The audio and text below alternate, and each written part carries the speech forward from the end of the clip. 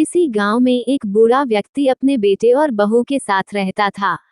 परिवार सुखी संपन्न था, किसी तरह की कोई परेशानी नहीं थी। बूढ़ा बाप जो किसी समय अच्छा खासा नौजवान था, आज बुढ़ापे से हार गया था। चलते समय लड़खड़ाता था, लाठी की जरूरत पड़ने लगी। चेहरा झुर्रियों से भर चुका था, बस अपना जीवन किसी तरह व्यतीत कर रहा था। घर में एक चीज अच्छी थी कि शाम को खाना खाते समय पूरा परिवार एक साथ टेबल पर बैठकर खाना खाता था। एक दिन ऐसे ही शाम को जब सारे लोग खाना खाने बैठे, बेटा ऑफिस से आया था, भूख ज्यादा थी सो जल्दी से खाना खाने बैठ गया और साथ में बहू और उसका एक बेटा भी खाने लगे। बूढ़े हाथ जैसे ही थाली उठाने को हुए, थाली हाथ से छिटक गई, थोड़ी दाल टेबल पे गिर गई। बहू बेटे ने घृणा दृष्टि से पिता की ओर देखा और फिर से अपना खाने में लग गए। बूढ़े पिता ने जैसे ही अपने हिलते हाथों से खाना खाना शुरू किया तो खाना कभी कपड़ों पे गिरता, कभी जमीन पर। बहू चिढ़ते हुए कहा, हे राम, कितनी गंदी तरह से खाते हैं, मन करता है इनकी थाली किसी अलग कोने में लगवा देते हैं। बेटे ने भी ऐसे सिर हिलाया जैसे पत्नी की बात से सहमत हो।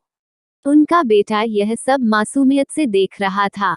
अगले दिन पिता की थाली उस टेबल से हटाकर एक कोने में लगवा दी गई। पिता की डबडबाती आंखें सब कुछ देखते हुए भी कुछ बोल नहीं पा रही थी।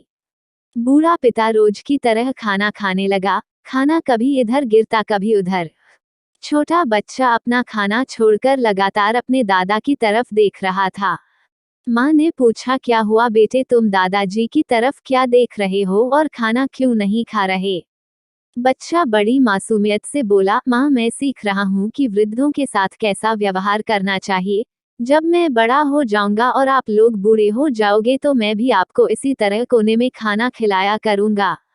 बच्चे के मुंह से ऐसा सुनते ही बेटे और बहू दोनों कांप उठे। शायद बच्चे की बात उनके मन में बैठ गई थी, क्योंकि बच्चा ने मासूमियत के साथ एक बहुत बड़ा सबक दोनों लोगों को दिया था। बेटे ने जल्दी से आगे बढ़कर पिता को उठाया और वापस टेबल पे खाने के लिए बिठाया और बहू भी भागकर पानी का गिलास लेकर आई कि पिताजी को कोई तकलीफ ना हो।